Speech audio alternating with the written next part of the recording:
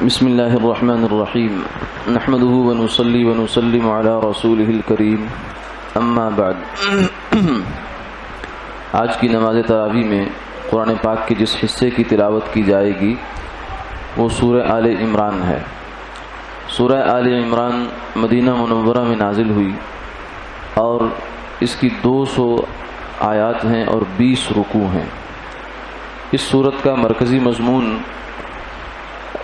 حضرت عیسیٰ علیہ السلام اور ان کی والدہ مریم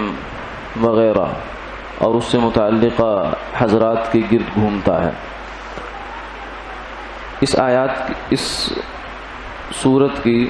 ابتدائی آیات میں اللہ رب العزت نے یہ بات بیان فرمائی ہے، هو الذی انزل علیک الکتاب منہ آیات محکمات ہن ام الکتاب واخر متشابہات، کہ اللہ رب العزت نے قرآن پاک میں کچھ آیات ایسی نازل فرمائی ہیں کہ جو سب کے لیے واضح ہیں، بہت کلیئر ہیں۔ البتہ کچھ آیات ایسی ہیں کہ جو متشابہات ہیں، یعنی ان کا معنی مفہوم متعین کرنا یہ عام لوگوں کے بس کی بات نہیں ہے، اور نہ صرف یہ کہ عام لوگوں کے بس کی بات نہیں بلکہ والراسخون فی العلم یقولون آمنا بہ، جو لوگ علم میں راسخ ہیں، بہت بڑے اہل علم بھی ہیں جن کی زندگیاں پڑھنے پڑھانے میں علم ان کا اوڑھنا بچھونا ہے، وہ بھی یہ کہتے ہیں کہ ان آیات کا مطلب ہم نہیں جانتے، اللہ جانتے ہیں۔ تو اس سے معلوم ہوتا ہے کہ قرآن پاک میں سے جو حصہ ہمارے عمل سے متعلق ہے زیادہ تر وہ تو ہر آدمی سمجھ سکتا ہے، لیکن کچھ چیزیں ایسی ہیں کہ جو ہر آدمی کے سمجھنے کی نہیں ہیں، ان کا مطلب اور معنی اللہ کے حوالے کرنا چاہیے۔ یہ انسان کی عاجزی کا اللہ نے گویا کہ اس سے اعتراف کروایا ہے۔ اس کے بعد آگے اس صورت میں جو اس کا نام ہے اسی کے حساب سے واقعہ ہے حضرت مریم علیہ السلام، ان کی والدہ کا، ام عمران، اذ قالت امرأة عمران، ام مریم اور عمران علیہ السلام، عمران کی بیوی جو ہیں ان کا قصہ ہے کہ انہوں نے یہ اللہ کے حضور یہ نیاز نظر مانی تھی کہ اگر مجھے اللہ تعالیٰ اولاد عطا فرمائے تو میں اسے بیت المقدس کی خدمت کے لیے وقف کر دوں گی، عبادت کے لیے۔ اور ان کا خیال یہ تھا کہ اللہ تعالیٰ مجھے لڑکا عطا فرمائیں گے، لیکن جب اولاد ہوئی تو وہ بیٹی پیدا ہوئی، واللہ اعلم بما وضعت۔ اب وہ بیچاری پریشان ہوئی، لیکن جو وعدہ کیا تھا اس کے مطابق انہوں نے اس کو بیت المقدس میں عبادت کے لیے ایک کمرہ مختص کر دیا۔ یہاں اللہ تعالیٰ نے ایک بات یہ فرمائی ہے، واللہ اعلم بما وضعت ولیس الذکر کالانثی، کہ مریم کی والدہ نے اگرچہ لڑکا مانگا تھا اور ہم نے اس کو لڑکی دی، اور وہ یہ سمجھ رہی تھی کہ لڑکی کم فائدہ مند ہے بنسبت لڑکے کے، لڑکا زیادہ مفید ہے۔ فرمایا کہ لیکن اصل بات یہ ہے کہ اللہ جانتے ہیں کہ بچہ لڑکا زیادہ فائدہ مند ہے والدین کے لیے یا لڑکی زیادہ فائدہ مند ہے، یہ انسان نہیں جانتا۔ ہم تو اپنے حساب سے اندازے لگاتے ہیں، لیکن اللہ کے علم میں کیا چیز طے ہے اور کیسے طے ہے یہ کوئی نہیں جانتا، یہ اللہ پر انسان کو چھوڑنا چاہیے۔ اب یہ دیکھیے کہ اب ان کی والدہ کی خواہش تو لڑکے کی تھی، لیکن اللہ نے لڑکی دی اور اس لڑکی کے اندر اتنی خیر رکھی ہے کہ ایک جلیل القدر پیغمبر کی ماں بنایا اس کو۔ حضرت عیسیٰ علیہ السلام انہی کے بطن سے پیدا ہوئے۔ اس لیے اگر اللہ کی طرف سے عطیہ اولاد کا لڑکے کی صورت میں ہو تو بھی اللہ کی نعمت سمجھیں، اگر لڑکی کی صورت میں ہو تو بھی اللہ کی رحمت سمجھیں، اور اللہ سے ہمیشہ نیک اولاد مانگنی چاہیے، صرف اولاد نہیں مانگنی چاہیے بلکہ نیکی مانگنی چاہیے، تاکہ دنیا میں بھی وہ راحت کا ذریعہ ہو اور آخرت میں بھی انسان کے لیے ذخیرہ ہو۔ اب مریم علیہ السلام جو تھی وہ اپنے حجرے میں تھیں کہ ان کے پاس جو ہے موسم کے بغیر پھل آیا کرتے تھے۔ ایک دفعہ حضرت زکریا جب آئے، یہ ان کے ماموں تھے، خالو تھے، وہ ان کی کفالت انہوں نے اپنے ذمے لے لی تھی کہ ان کی دیکھ بھال میں کروں گا۔ وہ ان کے حجرے میں داخل ہوئے تو آگے دیکھا تو پھل تازہ رکھے ہوئے ہیں، حالانکہ حجرے کی چابی صرف ان کے پاس تھی، تالا باہر سے لگا دیا کرتے تھے۔ تو پوچھا یا مریم انا لکی ھذا قالت هو من عند اللہ، کہ مریم یہ پھل کہاں سے آئے؟ تو انہوں نے کہا کہ یہ اللہ کی جانب سے آئے ہیں، ان اللہ یرزق من یشاء بغیر حساب، کہ عام لوگوں کے لیے موسم اور اسباب اور یہ سب چیزیں ہیں، لیکن اللہ جس کو اس کے بغیر دینا چاہے وہ دینے پر قادر ہے، وہ دیتا ہے، اور اس نے یہ دے دیے ہیں۔ حضرت زکریا علیہ السلام کی اولاد نہیں تھی، یہاں سے فوراً اللہ نے ان کے دل میں یہ بات ڈالی کہ اگر مریم کو بے موسمی پھل مل سکتے ہیں تو زکریا کو بڑھاپے میں بے موسمی اولاد بھی اللہ دے سکتا ہے۔ ہنالک دعا زکریا ربہ، پورے یقین کے ساتھ، پوری ایمان کی قوت کے ساتھ زکریا علیہ السلام نے اللہ کے حضور جھولی پھیلا دی۔ رب هب لی من لدنک ذریۃ طیبہ، اے اللہ مجھے پاکیزہ اولاد عطا فرما، انک سمیع الدعاء، آپ ہی دعاؤں کو سننے والے ہیں۔ تو اللہ تعالیٰ نے ان کی دعا قبول فرمائی اور یحییٰ علیہ السلام کی صورت میں ایک پیغمبرانہ اولاد ان کو عطا فرمائی۔ اس کے بعد آگے جو ہے حضرت مریم کی ہی واقعے میں یہ آتا ہے کہ اللہ تعالیٰ نے ان کے پاس فرشتہ بھیجا اور ان سے یہ کہا کہ آپ کو اللہ ایک اولاد دینا چاہتا ہے حضرت عیسیٰ علیہ السلام کی صورت میں۔ تو انہوں نے تعجب کیا کہ میری تو شادی نہیں ہوئی تو اولاد کہاں سے ہوگی؟ تو فرمایا کہ اللہ کے فیصلے یہی ہیں، یہ اولاد بطور معجزے کے ہوگی۔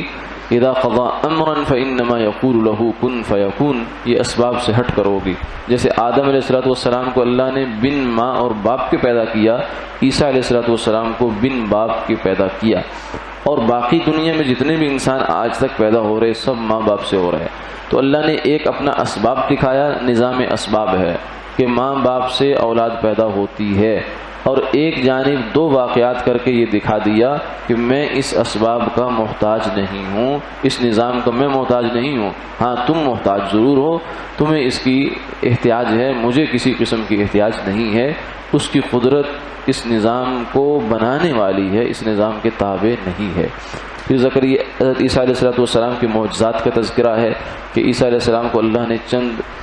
عجیب معجزات دیے تھے کہ ایک تو مردہ زندہ کر دیتے تھے وہ، اور پھر یہ ہے کہ جانور بنایا اور اس کے اندر پھونک ماری تو وہ پرندہ بن کے اڑ گیا، اور جو لوگ گھروں سے کھا کر آتے تھے تو بتا دیتے تھے آج تم یہ کھا کے آ رہے ہو، یہ پی کے آ رہے ہو۔ تو یہ معجزات تھے۔ معجزہ کیا ہوتا ہے؟ معجزہ کسی نبی کا ذاتی کسب نہیں ہوتا، فعل نہیں ہوتا، بلکہ یہ اللہ کا براہ راست فعل ہوتا ہے جو اللہ اپنے نبی کے ہاتھ پر ظاہر کر دیتے ہیں اس کی دعوی نبوت کی تصدیق کے لیے۔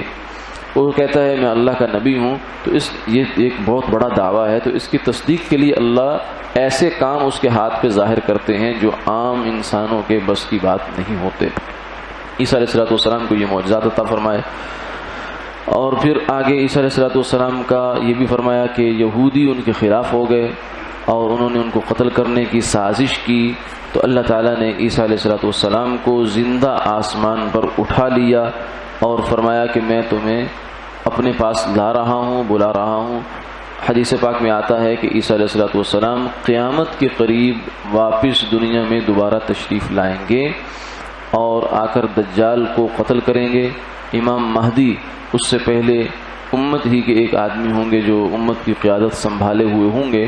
ان کی ابتدا میں ایک نماز بھی پڑھیں گے، اس کے بعد جو قیادت ہے وہ عیسیٰ علیہ السلام کی ہوگی، لیکن نبوت عیسیٰ علیہ السلام کی نہیں چلے گی، یعنی شریعت جو ہے وہ شریعت محمدیہ ہوگی اور عیسیٰ علیہ السلام اسی شریعت کے تحت فیصلے فرمائیں گے۔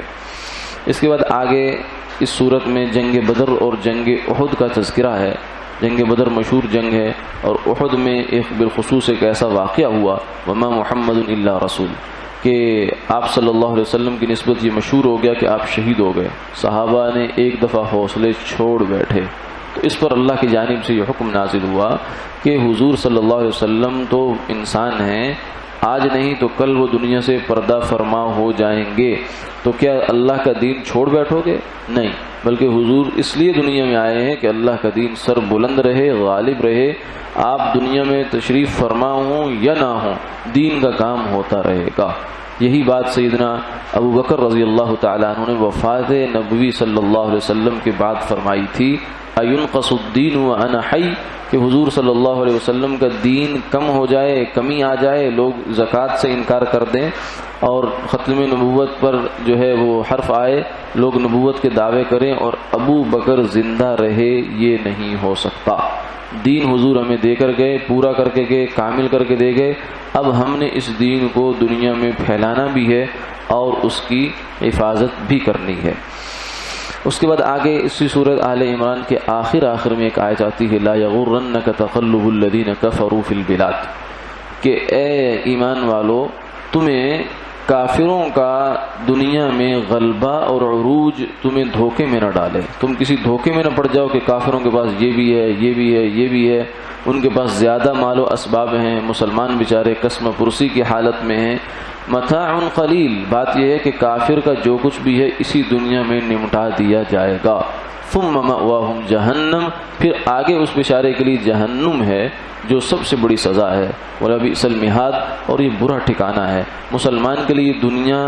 دار الامتحان ہے، دار العمل ہے، دار الجزا نہیں ہے۔ کافر کے لیے دار الجزا عمل بھی ہے اور دار الجزا بھی ہے۔ کافر کو جو بھی وہ نیکی کرتا ہے اس کا بدلہ اسی دنیا میں دے کر اللہ فارغ کر دیتے ہیں، لیکن مسلمان کی نیکی کا بدلہ دنیا میں نہیں ہوتا، بلکہ اس کا بدلہ اصل میں آخرت میں ہے، باقی دنیا میں تھوڑا بہت اس کے جو ہے گزارے کے لیے اللہ تعالیٰ اس کو عطا فرما دیتے ہیں۔ وآخر دعوانا الحمد للہ رب العالمین۔